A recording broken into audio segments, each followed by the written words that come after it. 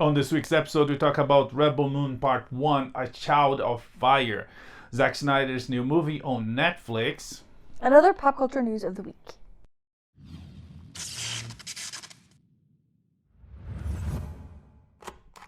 At long last, Rebel It's a new year! Oh yeah! Happy New Year! Yeah. Yes, I can hear you, Glenn Fandango. Yeah, I like my shirt.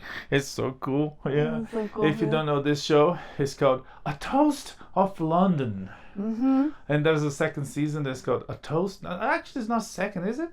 I don't remember if it's second, but there's another one called Toast of Tinseltown. Toast of Tinseltown when he moves to Hollywood. Mm-hmm. Great Matt Berry, and he's funny. And I need to see an interview with him, not in character, to see. I wonder if he's like that, if he never changes. That's a good question, because like kind of all of his characters are like that, have that unusual cadence and strange pronunciation. Except on the Greek one, that he has the animation, the that's right. But it's after watching so many actors doing live action and animation, you're gonna notice they speed up. It's not the same cadence they speak normally. Not, so there's that. Yeah. But anyways, very fun show if you want to check something new and funny. It's basically a Matt Berry vehicle. That's the whole show. It's on Roku. I think all the episodes are there. Yeah, so you should check. But it's a new year. And Happy New Year's 2024. And so much stuff already happened. You know, there's a presidents of Harvard resigned because of anti-Semitism. Epstein lists were published with several Jane Does and John Does and people that are doing bad stuff. So many movies at the end of the last year, and so many new movies at the beginning of the year. So and some news. So we saw so many movies. Yeah. And we're gonna talk about all of them. We are. Including there's still a leftover holiday movie there. But leftover, ironically, is called the Holdover. But we're gonna get to that. First, we're gonna talk about. You want to say anything about the new year? I feel like I'm. No, I think you covered it. Yeah. We're only 3 days in. Yeah. So. Japan had an earthquake, and then a plane catch on fire. It's Oh, did you see the video of it's a video from Tokyo Disney. Or Disney Tokyo Disney. Anyway, the Disney park there in Tokyo. Yeah. And I don't know if it's from this earthquake or a different one, but they have an earthquake warning, and it's like the most surreal, but also most like Japanese Disney thing you could imagine. Like there's a very calm voice speaking English over speaker saying, like an earthquake is coming, right? So they've got an earthquake warning. It's coming. They can do that. Yeah, I guess they had an earthquake warning. If anybody would have a system with earthquake warnings, Japan, it would be Japan. Like they deserve it. Anyway, so everybody's like kind of, at the park. There's not a lot you can do, so everyone's just kind of like hunched down on the ground. And then the Disney characters, like Eeyore is the one in the video. He's like telling everyone to get down and stay down, and they're playing Snow White music. And it's just so bizarre. Wow. Because it's like, hey, disaster's coming. And everyone's just like so calm and peaceful. Interesting. Anyway, very interesting stuff. Yeah. Well, let's talk about the movies. We come back with some news. That's not a lot of news because we have a lot of movies to talk. The first one is the new Zack Snyder movie at Netflix. It's called Rebel Moon, Part 1 of 2. I think it's only 2. Part 1. A Child of Fire. And if you don't know the story, I mean, not the movies, the story of the movie, but the story behind the scenes, Lucasfilm, were investigating, were flirting with Zack Snyder to make a Star Wars movie. And he wrote it and he brought to Lucasfilm. And then Kathleen Kennedy did the whole thing that South Park jokes about it, like make it gay or make it lame. So it wasn't the case. So they said no. They passed on the movie, and it's like, okay, I'll do it myself, like Thanos. and he took it to Netflix, and Netflix said, yeah, you can only make a movie, you can make 2 movies.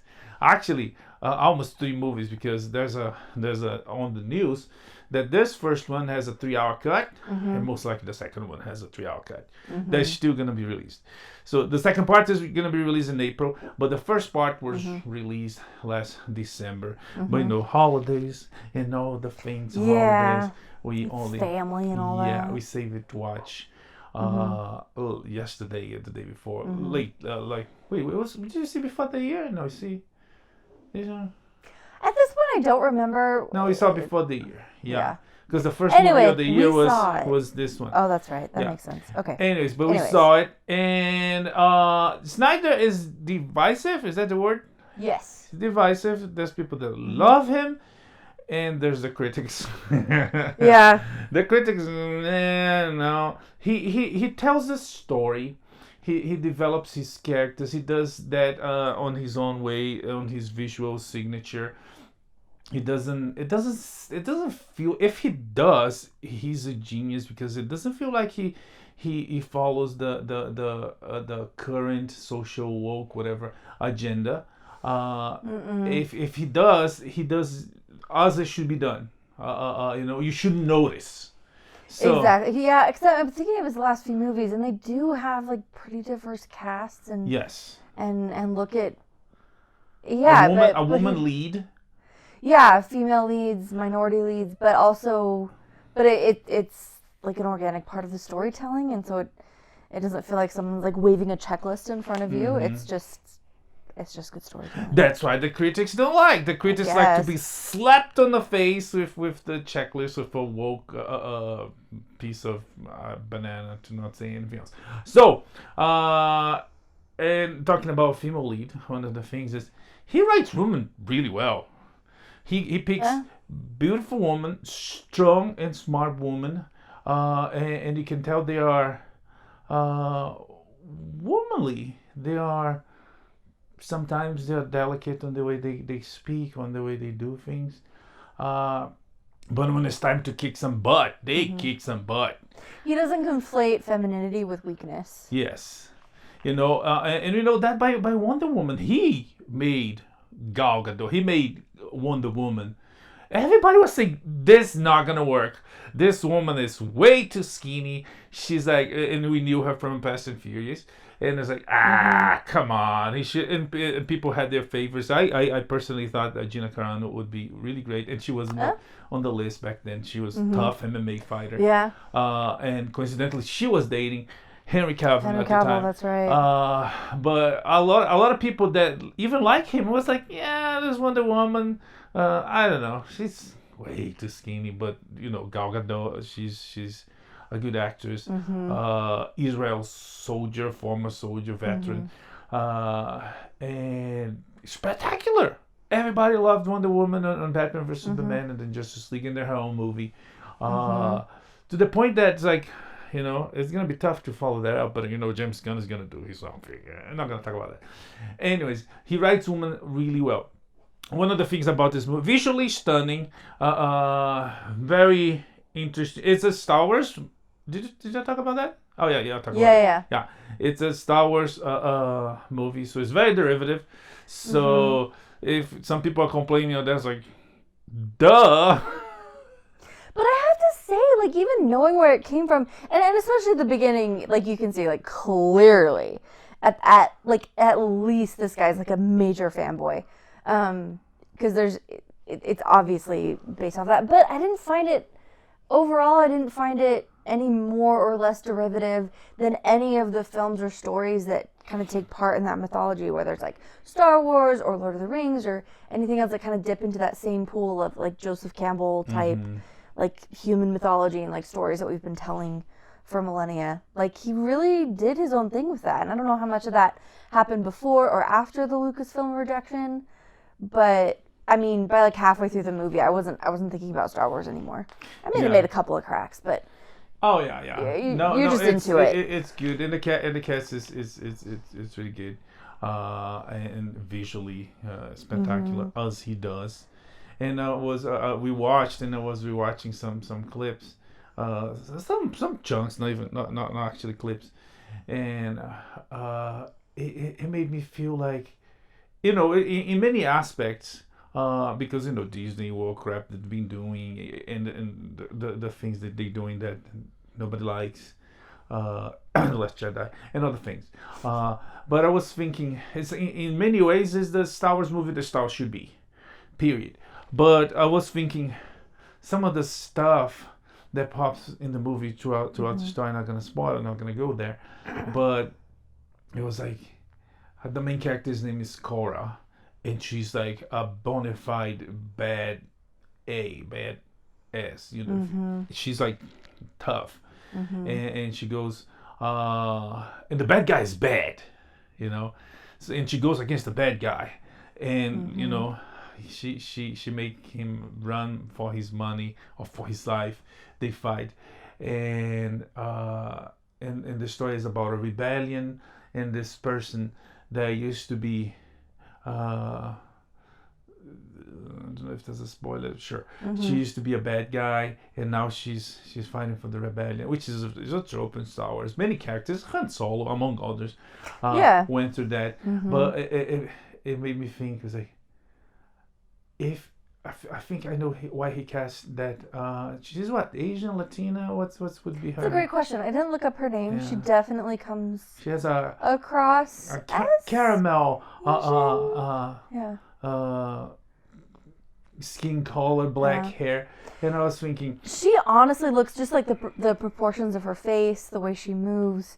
She looks like she was plucked straight out of like a video game or a comic book. Oh yeah, she has like swimmer shoulders. She's stuff. Unbelievable. Yeah. So perfect. And she's great in this role. Like we've talked about like her action prowess and her toughness and everything, but there are really like emotional and poignant moments too, and she covers all of it just really beautifully. Yeah, but I was thinking between her and the other character named Nemesis. Yeah, between her, it's like I still might do that, but I have to write Snyder and ask him. I was like, why are you making a Mary Jade movie? Because I had those vibes like a lot, like between Yeah. Right? Doesn't it fit? You're totally right. Yeah, as you say that, it's all coming together. Oh boy. And then Disney's like, no, we don't want that kind of Mary Jade. Oh, dang it, now I'm mad. We want to, like Kathleen Kennedy says. We could have had such a good Mary Jade movie. No, we want a Mary Jade that is lame and is gay, so all the other crap. So, but I was like, oh. It made me wonder so bad that I was like, he's not on Twitter, gosh. He's not on Facebook, or Instagram. I would ask you already. He's on this what's it called, Vero? I think it's Vero. I haven't heard of that one. Yeah, he's very popular, and he's very loyal there. When he does his like exclusives and stuff, he pops there. And I have an account, so I might ask him. Yeah, but I had like extreme vibes. There was like, dude, I totally see it now. Disney passed on a Mary Jade movie. Oh, that's freaking tragic. Right? Oh, I don't know. I don't know. I might be wrong, but it fits.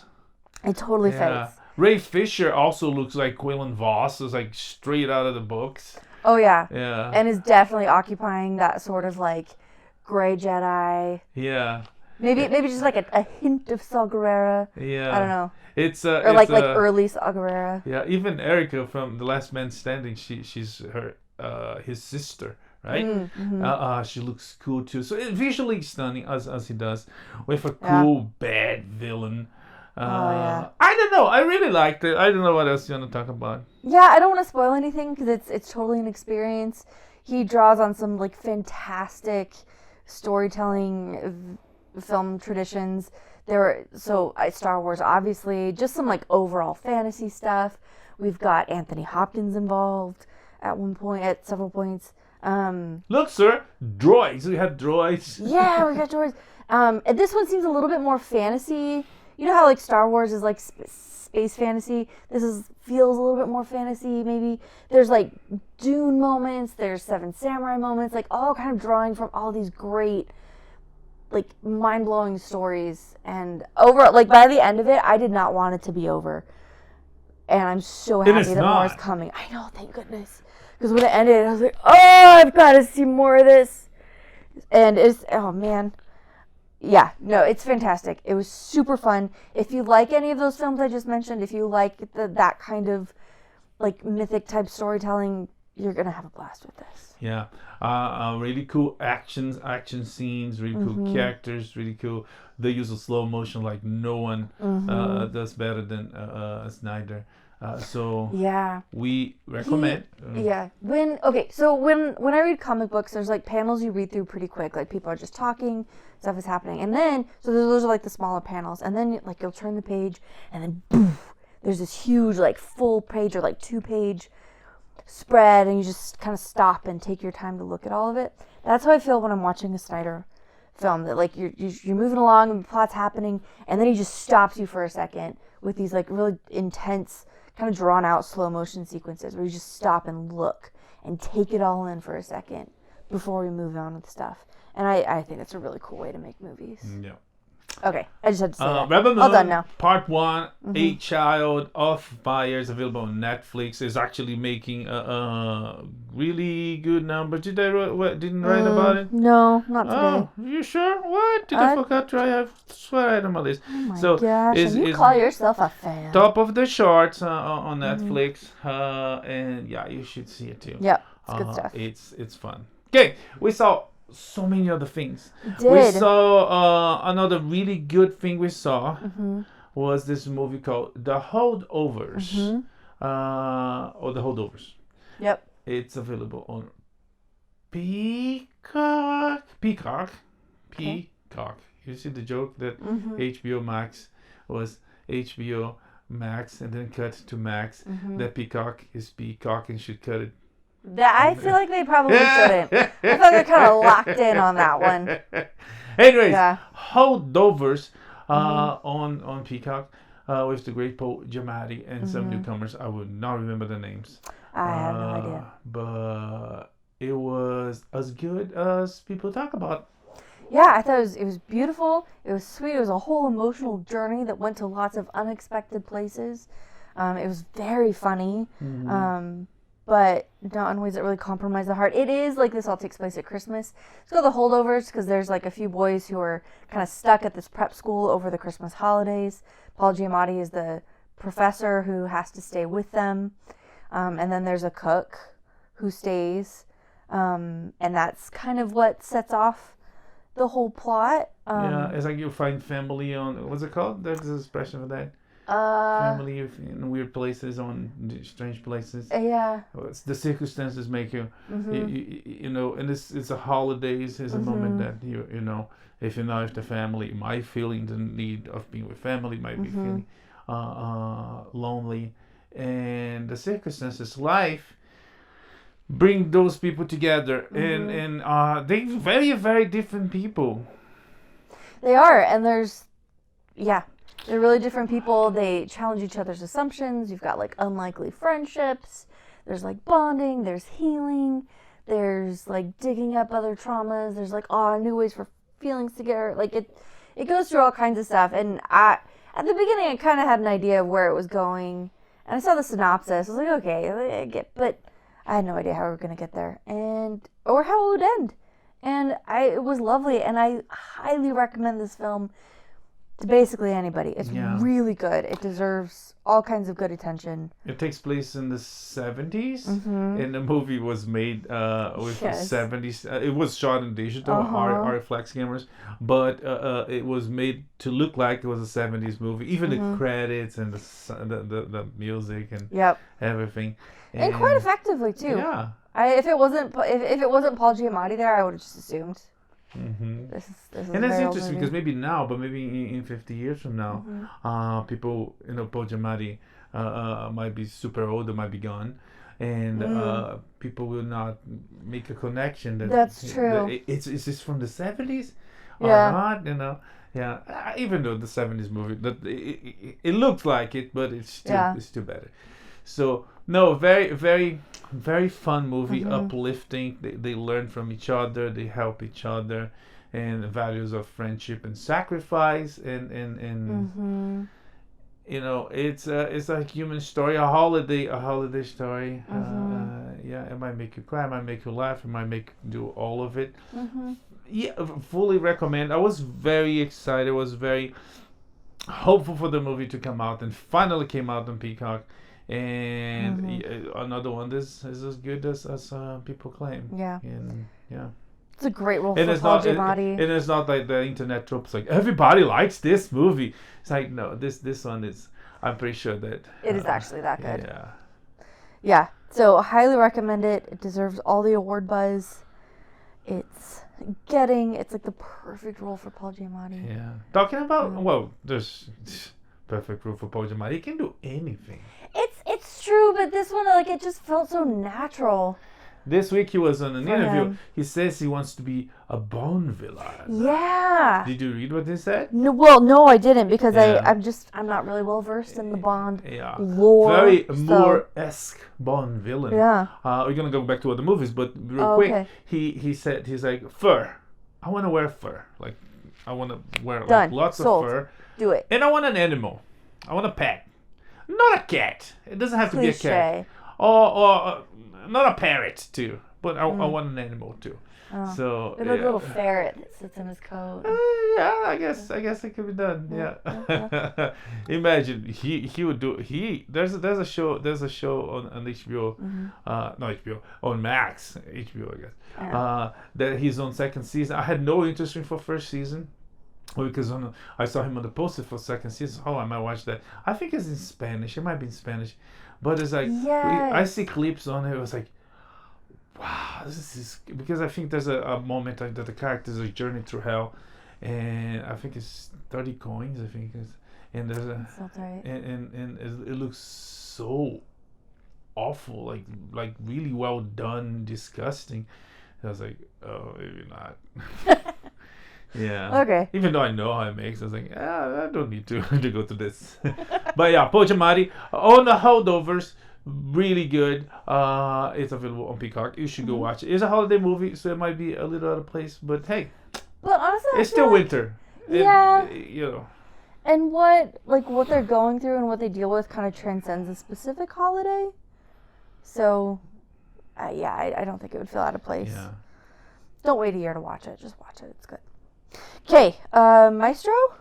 Yeah, another Netflix movie with a lot of buzz, Oscar buzz, is the Maestro with Bradley Cooper, directed and written by Bradley Cooper with Carey Mulligan. Is Carey Mulligan? Yes. Carey Mulligan. Anyone else? I'm probably forgetting, but really... Saltburn. Yes, briefly. Yeah. And the guy that's gay in everything he does. What's his name? Oh, I can't remember. He's Negative Man. Negative Man on Doom Patrol, and he's on this show called The Fellow Travelers on Paramount, Peacock, one of those. No, we did our research. He was almost cast as Superman. He has a Superman look. He does. I tried to start to remember his name, but I don't. Anyways. Yeah. This one is a biopic based on the life of the Maestro, the American Maestro, Leonard Bernstein. And it was very interesting. It was. I think it was pretty well done. Kind of getting into different parts of his life, showing us the music. As far as biopics go, it doesn't seem like it's like even though the movie go throughout his life, it kind of focus on some aspects of his life. There's a little bit of music there, of course, but there's some focus from the first shot, the last one, his relationship with his wife, and how conturbed. Nope. No. Oh, and how disrupted. No. Sure. Disrupt. On how it wasn't plain in sure. And simple. He loved her, but at the same time he had his homosexual relationship with other men. But they don't focus on any of that But the fact that he does music and we see him playing, and Bradley Cooper rehearsed and learned. Apparently he was obsessed with the Maestro since he was a kid or something like that. And in his life through 60s, 67, 80s, yeah. And the movie changed the aspect ratio and from black and white to color, the glamour of Hollywood, and then the Master was the 60s, and then the end of life, that was the 70s. Overall, it was good. Cooper definitely does a good job. And we did talk. Did you talk about makeup there? Did I put that there? Why did I put all those news? I don't know. Because of makeup, it's one of those things that might help you get an award. That's right. Makeup for a biopic Change drastically. Yeah. And like Charlize Theron, one of That's at least right. used to be one of the most beautiful women in Hollywood. She won an Oscar for a movie that she goes like completely ugly and almost before Monster. I think it's called Monster. And that happened again with other characters when they changed visually or mentally. Rain Dustin Hoffman plays mentally incapable, special, whatever they say. So as Daniel Day-Lewis on my left foot. We just watched an episode of Extras, a Ricky Gervais show, where Kate Winslet talks about how like the surefire ways to get an Oscar, to get an award, are to do a Holocaust movie, a disability movie. Those are the two she mentions. Yeah. And then we would add to that The makeup, biopic / heavy makeup. And this one, like the first part of the movie, like it just felt like Oscar bait. It just seemed like really obvious, but the story I felt like was compelling enough and told well enough that I kind of forgot that, and I kind of got like sucked into the whole thing. So like it totally Oscar bait. Yeah. But final. Well done. Final. Oh, talking about Oscar, I think I read something about Rebel Moon most likely will be nominated for best visual effects. Which they were solid. Yeah. But just one final one about the Maestro. Great job of Carey Mulligan.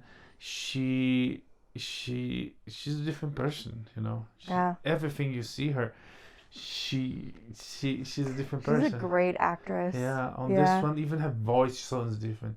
But we're gonna talk more about her because she's on the next one on our list. Yeah. But again, the Maestro available on Netflix. Yeah. You should check it. The last but not least of the movies is a movie called Saltburn, available on Amazon Prime. With the blonde lady, I forgot her name. Rosamund Pike. With the red hair from Ireland, I forgot the name. Barry Keoghan, Keoghan, whatever they say. It's Irish, so I don't know how. Yeah. Jacob Elordi from Australia. Richard E. Is he or F? Grant. Yes. One of those letters. What a gift he is. Alison Moore, a newcomer. The kid from, what's the movie called? Gran Turismo. Yes. And other people. Yep. Written and directed by Emerald Fennell, that won an Oscar for writing for what's the name of the movie? Was it the Promising Young Woman with Carey Mulligan. Oh, and Carey Mulligan, she's on this one. Yes. And, all too briefly. Yeah. But executive produced by Margot Robbie. Doing apparently work she's for a women. very involved producer. Yeah, like she's very hands-on. She asked to get like CC'd on all the emails. Oh, good for that. I guess so. Okay. So she's not just writing checks, like she's very involved. Anyway. Yeah. So I wouldn't say interesting story because it's like the journey is like kind of like. But I think it is interesting. Like it starts out really interesting, and then it wraps up like really interesting. But there's a stretch in the middle that is too long. Yeah, long. That's the key. And for a moment I found problems in the movie. They were not really there. As the end, ties everything in a way. It's like what's it called? Promising Young Woman was interesting, was good from beginning, middle, and end, and it wraps up. The ending is like, whoa. In this one, it's like the beginning was like, okay, and the middle was like, oh, and then the end was like, whoa. So she does something that a lot of people are not able to do. It's like to end the story in a way that's like, oh, wow. Yeah. Yeah, I think she's good. This one, like, wasn't totally my cup of tea, but... Maybe it was a cup of bath water? Oh. You have to watch it to find out what disgusting thing is that. And part of why it wasn't totally my cup of tea is because, like, she definitely explores some dark parts of the human psyche that I don't really want to spend any time in. Yeah. And like, we didn't just, like, explore it. We just, like, leaned in. You know how, like, Seth MacFarlane in Family Guy, like, takes the joke to where it's funny, and then he keeps going? And 50 more times? Yeah. I feel like she did that, but with, like, human perversion and depravity. It was like, And again, there's a problem there. Not that the humanity, the mankind is perverted. There's a lot of that out there, but there's some aspects of that I thought was anachronistic, because the movie takes place almost 20 years ago, and even on the writing, on the vocabulary. They use words that's like, what? No, this is like 5 years ago. So I think to it's like some problems that people claim there are problems today. They are not really problems, or they used to be problems in the 60s. Similar to that, it was like some of the stuff that happens there. It's like, I'm not so sure that maybe in Europe, I don't know. I'm not so sure if there was that. So there's some of that. But there's some funny moments, like aristocrats that live in a castle in England. Their entertainment is to watch popular, even trash American movies and sing karaoke. I was like, kind of weird. That was also one of my favorite parts of the movie, is like the portrayal of this like super out of touch, almost like grotesquely wealthy family, and Rosamund Pike and Richard Grant like blow it out of the water. So funny, so interesting to watch them and like how they cope with the things happening in the film. Plus their butler, like, what a character. Ironically, a supporting character, ironically, but like, not spoiling. He's probably the only normal people in the entire movie. He's definitely one of the most, probably which you won't think the first time you see him, but by the end it's like, I know this guy. Duncan. Yeah. We stand Duncan. Poor guy. Yeah. Anyway, so with like the huge caveat that there is some dark and twisted stuff. Yeah. In this film, it's. When you watch movies on streaming, this says this movie has this. This movie has everything. Of the weird bad things. So watch by your own risk. Yes. It's available on Amazon Prime. It's definitely Oscar buzz for maybe writing. Yeah, I don't know. It ends well, but I'm not sure if the journey would give her right. But I feel like Barry Coogan's gonna go up. Oh yeah, acting for sure. Yeah. Coogan, Pike. I mean, Rosamund Pike being nominated is not even like news. Rosamund Pike she's another actress who's just like really good in whatever she does. Yeah. Really good. The fact that she plays Jane Bennett and Gone Girl, like, those characters could not be further apart. Jane Bennett is the oldest sister in Pride and Prejudice, and wait, she's on the Pride and Prejudice, no? Okay. Yeah, with Keira Knightley, and Jane's character, like, she is kind and gentle and sweet and beautiful and selfless and good. And Rosamund Pike plays that perfectly. The girl in Gone Girl was you said she was beautiful. Yes. I don't know. But everything else, yeah. This is what I'm saying. Like, the woman has range. Yeah.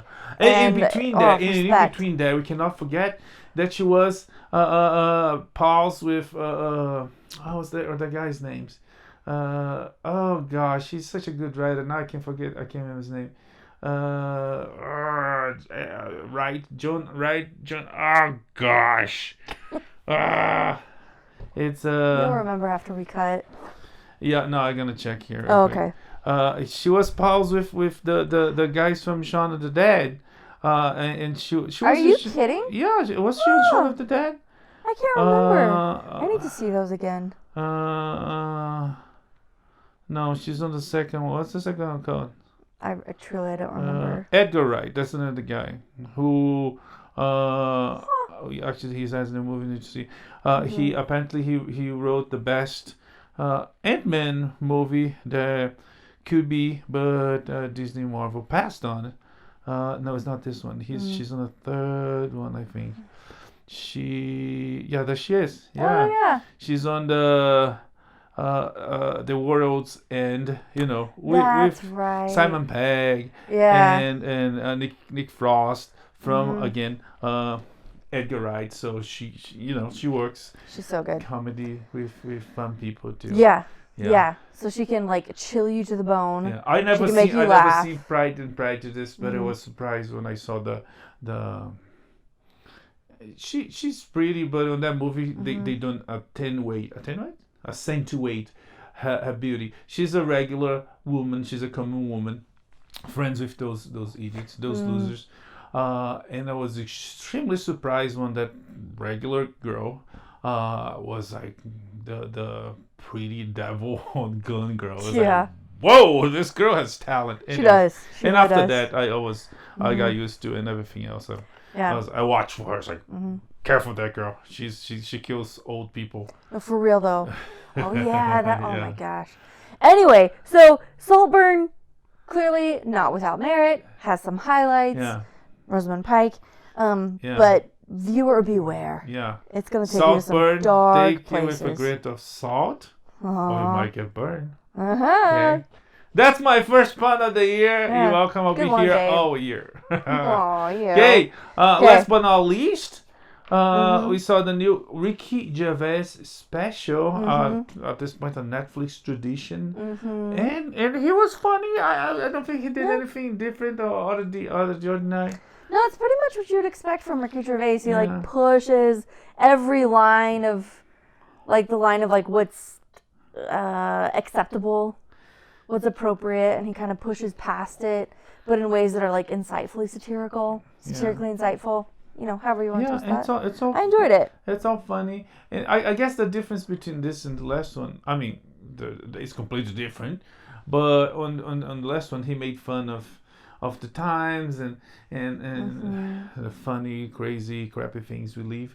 This one, he at certain moments he kind of focused on the whole woke thing, and by what they do and what they preach, but also what woke means, and because the things are so messed up, it's like it's the end of the world.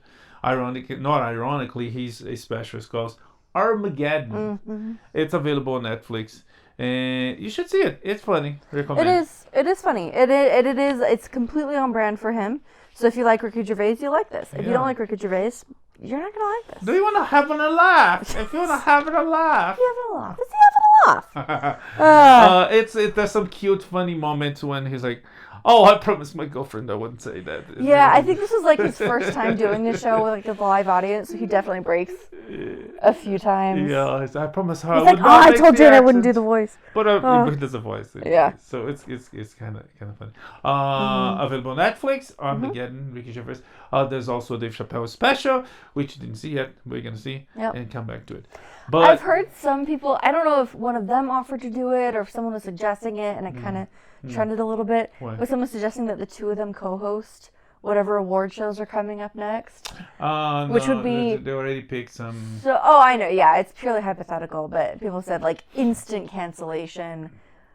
So funny, anyway. But yeah, but it's like, if you make it, it's like, it's a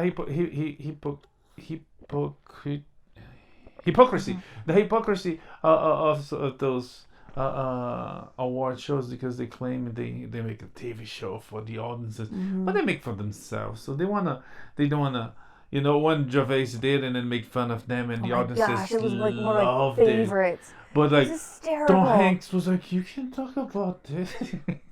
You know, and but hey, the audience was like up. It's like if it would come back next year, it would be even higher. Yeah. But no, it's like they keep making fun of themselves, and they are the uber wokes. They are the uber that create and support these weird messed up philosophies. Hollywood and most of those people. So when they start making things, including the movies they are nominated, then don't appease or don't the regular people don't like it, you know. Yeah, the audiences, you know, at least make a show that is funny. Otherwise, you're gonna fail and fail and fail, and it's happening. But anyways, Yeah. but yeah, enough about the movies we saw. Jeez, we saw a lot. We did, and we had a lot to say about it. But Yeah. some piece of news we mentioned that Rebel Moon is doing really good at the numbers on Netflix. Movie wise, Wonka is doing really well. Yes. Aquaman had a slow start, but it seems to be catching up. It beat Marvel's and DC flops, so it's doing better than the late superhero movies. This is an extremely low bar to set, but I guess it's a little bit hopeful for future superhero projects. And the Amber Heard was on Instagram like thanking fans for the support because you know after the whole mess she was in the movie, and even though there was rumors that she would barely be on the movie, she was enough in the movie. Yeah. So she came to thanks. Anyways, just FYI. Well, that was decent of her. Aaron Rodgers tweeted something about Jimmy Kimmel, or he suggested or alleged that Jimmy Kimmel was involved with Jeffrey Epstein, and Kimmel threatened to sue, said you've put me and my family at risk, went all out about that. This is all right before some Epstein papers have gone public. Kimmel doesn't seem to be involved in any of them, but that's happening. Well, at this point, I don't know, but I think it's kind of funny that Kimmel that does blackface and make fun of everyone in healthy ways and unhealthy ways. It's like now he's no, now I'm offended. No, that's a pretty big line to draw though. Like there's a big difference between like making an inappropriate joke and associating with a predatory pedophile. Yeah. Like that's and the thing with these Epstein papers is like it's guilt by association. Like if you're a public figure who's not Bill Clinton, like you don't want anything to do with that. True. If you're Bill Clinton, you've already done all the skeezy stuff and gotten away with it. Yeah, but again, if you are above suspicion, it's like, you know, why worry about it? I don't know. I think even just like the allegations would be pretty damaging. It's like crossing the line, even though Hollywood does that all the time. Anyways, I just thought it was kind of like what Rogers said between Kimmel says. Like, maybe he's right. Anyways, I don't know. It's just like a weird thing. British police talk about weird things. British police are looking into an alleged gay rape. That's serious. But this one is in virtual reality game. Yeah, which is like super gross, but also not real. Yeah. Like gross, concerning, red flags even. Sure, but isn't like killing people on Fortnite like? Fortnite is basically laser tag. Murder and rape on the virtual world. It's like it's. I don't know. I see how it's like a disturbing thing to do, but is it criminal? I don't think so. Yeah. I don't know. Anyways. Yeah. Okay. Let's do our weekly dish on Disney segment. Oh yeah. Yeah. Steven Yeun has dropped out of the Thunderbolts. New Year, same old news. These days suck. Anyways, let's see what's on the menu. Yeah. Okay. So Steven Yeun has dropped out of the Thunderbolts project. Good for him. I mean, he's a good actor, but I mean, what was the cast? Nobody. I mean, some people might say, "Oh, we like this. Is very diverse. It's very different, very great." But it's a cast that nobody really liked it because the Sentry is a gigantic Superman-like figure, has long blonde hair. and they cast Stephen Yeun. That's Asian and small. So it was like, wow, Disney gonna spend a whole lot of money to make him look like that, or they gonna just treat the audiences like idiots again by casting someone that has nothing to do with the character based on a comic book, which is a visual medium. Yeah. Anyways, so he's out. There's the excuses. The strike is postponing, is delaying everything. It was like either way. I'm glad. I hope they learned their lesson and cast someone. Alan Richardson. Just a suggestion. There you go. Ironheart finished filming like over a year ago, but it's not going to premiere until 2025. Yeah, it's the Disney crowd like this show must be bad. Why are they holding this back? This is a long time. Yeah. That's a lot of post production. Yeah, that's weird. I mean, at the same time that is bad. I don't know. What's it called? DEI. Aspect of it, they don't want to cancel the Black Girl show because they canceled several of the shows that were done, ready to release, and they canceled. There was like one that was like Captain Nemo. I think some other channel picked up. They would go for Disney Plus, but they canceled. Maybe that's what's saying her, but they holding it back for so long. It was like, again, with the things they releasing, they are causing disgust and displeased from the fans. Maybe that's why they're gonna save this for later. Among other things, like What If. It's like people are like, I only hear bad things about What If. The first season was I want to say mediocre, because What If is such a cool tool of storytelling in the books. They tell so many amazing stories that what would happen if you take this one piece out of the equation on this classic story, and what would happen. And on the first season they did that with the all the known MCU characters, when they could expand, because the nature of What If is to expand and change stories, but also because it's animation. You don't have to restrain yourself to what we have in the live action. It's true. But second season, it seems to be doing worse, to the point that people are not liking it. To the point that the showrunner got out. She's like, nope, or was fired. It's not clear. The head writer left. Yeah. The head writer left, and they've said that season 3 is the last one, even though they started season 4. But the repercussion, the numbers, it's like, nope, no, you have one left. Yeah, we're out. Glad. So that happened. Mickey Mouse has entered the public domain. Yeah. Sort of. It's just Steamboat Willie. So like the black and white, where he's not wearing gloves. And there's a Minnie. Not the name. Oh, there's a Minnie? There's a Minnie. Oh, okay. But like the names, the fully fledged version, Disney still got like their hands on most of that IP. So don't go crazy. But that was enough. As soon as that happened, there was a horror movie released about, I can't remember the name, but yeah. Yeah, they did the same thing with Winnie the Pooh last year. So yes, yeah. So that's fun. Super creative, guys, to make a horror movie out of beloved childhood icons. Super creative. Never seen that before. Pooh, I think, was a little bit crossing the line. With Mickey, like, whatever. I don't know. I think Pooh is like quintessentially innocent. That to corrupt that is kind of.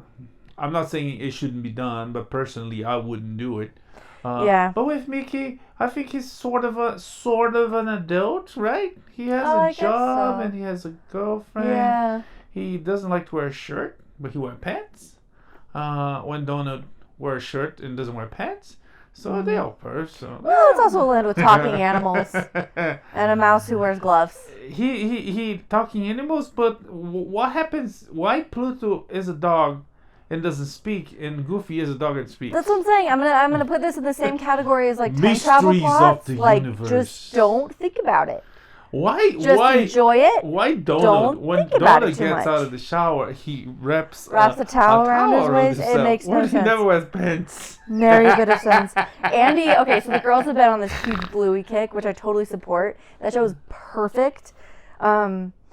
but she was watching one day, and like the dad, who is a dog and doesn't ever wear clothes, pulls something out of his pocket, and he's like, "What the heck?" Mom, where did that come from? And what? You know what? They only wear clothes on special occasions. This makes no sense. But he has stuff in his pockets. What? Anyways. Yeah. Anyway. Okay. The director of the Rey Skywalker project says it's gonna be special. Oh, it's gonna be special in the weird, worst ways possible, like only Disney does. So this lady, she's a documentarian. And she's as I said, she's a woman, she's a lady, and she's India. I forgot to put her name there. It sounded like she was from India.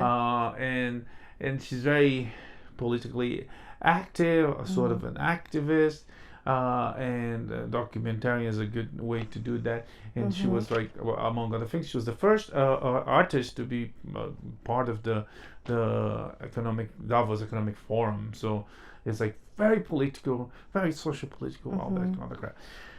They gave her a Star Wars movie, which everything she opens her mouth to say is like, why the heck they gave? And it was not a secondary movie. It was a movie that's following the main trilogy, Rey. And when you have Dave Filoni there that loves the franchise, that knows what to do, it does it well, expand the lore. Has learned at the feet of the master. Change, and it does. The perfect person, but it's like, no. Captain Canada's like, give it wrong, I make claim. They even had Patty Jenkins lined up to do a Star Wars movie. Right? And who has already made like one of the best superhero films proven, ever. Yeah, she had a proven resume. And but they give to this, it's like almost affirmative action kind of hiring. And then she opens her mouth to say that on the clip there's like, my main goal in life is to make men uncomfortable. And she says other things I'm not gonna go through because I don't have time. But it's like, does she know the focus, the audience for Star Wars? That's not what Star Wars is for. Yeah. Forget about the how the franchise works. Just the simple fact that the main audience of Star Wars, of course, women love it, but since the beginning, the majority, it's men.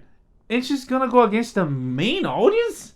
It's like people paying her for it? And like Star Wars it's supposed to like inspire the best, not to like make you feel uncomfortable and worthless. Like it's not the vibe. It's not the vibe. Yeah. And so I'm deeply skeptical. It's sad because Star Wars always did great woman characters from Leia from the beginning.